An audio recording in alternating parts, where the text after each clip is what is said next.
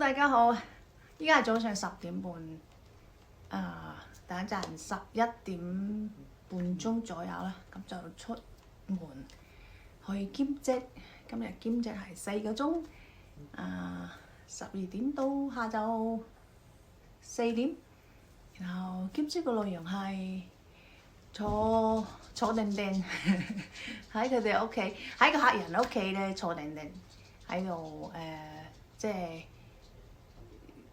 即睇住佢咯，反正就唔使做嘢，就坐喺度陪佢，然後佢個老婆咧就可以出去唞唞氣啦，因為佢老婆咧每日喺屋企照顧佢啦，陪住佢啦，係需要即係換手啦，換下氣咁啦，出去放鬆下、輕鬆下啦，個思想啊、個身體上都要輕鬆下啦，咁樣，所以就佢嗰個嗰個客人咧係即係長期臥床嘅。咁平時嗰啲粗重嘢啦係佢個老婆做咯，我入去咧就唔使做嘢嘅，就即係每隔1個鐘頭就去 check 下佢啦。去關照下佢啦，問下佢需要啲乜嘢啦。有時候食啲零食，咁就俾啲零食佢啦。如果佢想食零食嘅話，如果佢想飲汽水嘅話，就去俾箱攞啲汽水俾佢啦。咁好輕鬆啦。然後即係佢喺佢個睡房度啦，咁我就喺個客廳度啦。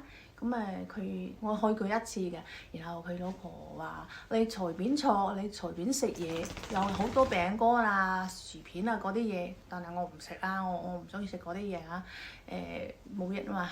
咁我個胃咧，我要養胃啊嘛。睇過我之前嗰啲視頻嘅朋友咧，就清楚我講啲乜嘢㗎。我依家有少少肚餓，仲有時間食啲嘢嘅。炒飯，煮熟，開食。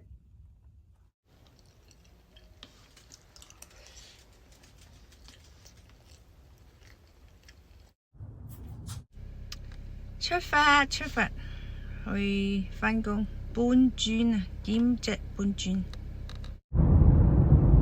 拉斯維加斯雖然係乾燥1年，落唔到嗰3、4次雨，但係咧佢有佢個好處咯，即係好少有風濕呢樣嘢咯。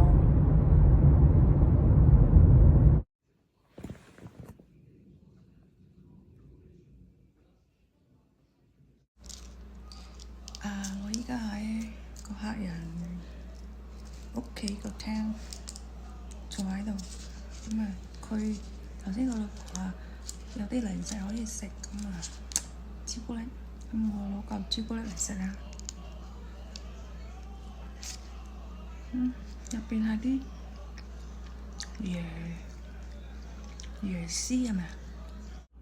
咁食個西點咧，上面有啲糖啊，入邊有啲蘋果醬係咪啊？唔清楚。張凳咧可以調高調低，可以開暖氣。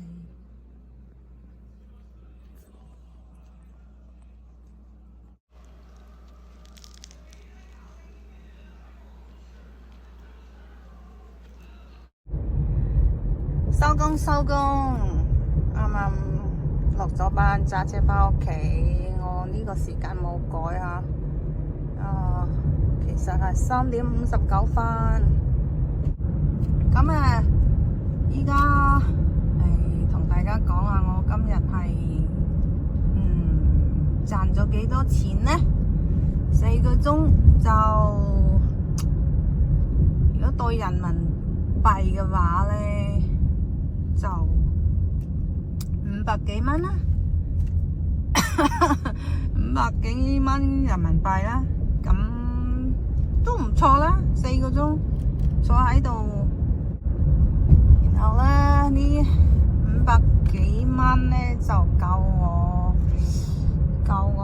買12罐個9罐頭啊，然後仲有少少剩餘啦，咁就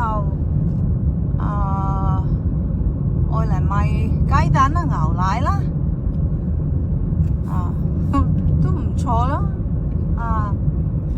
都 OK 咯，知足咯。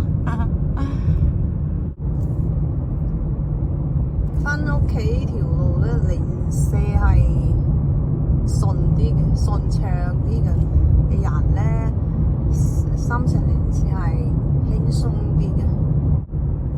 各位朋友，我講得啱唔啱啊？係咪啊？上班就踩死蟻係咪？